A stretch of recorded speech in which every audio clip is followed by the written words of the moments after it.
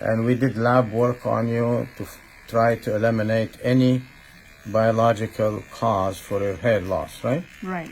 Nonetheless, everything was normal. So we found out that your family have an issue with hair loss, correct? Correct. All your siblings? Pretty much. My mom's side, yeah. Mom's side, huh? So we decided to do PRP for hair with human fibroblast growth factors for hair growth plus her own PRP. So hair loss is uniform, is not like a male pattern or a female pattern. It's totally uniform. And it's not due to lack of iron, it's not due to problem with thyroid. Everything is normal on her.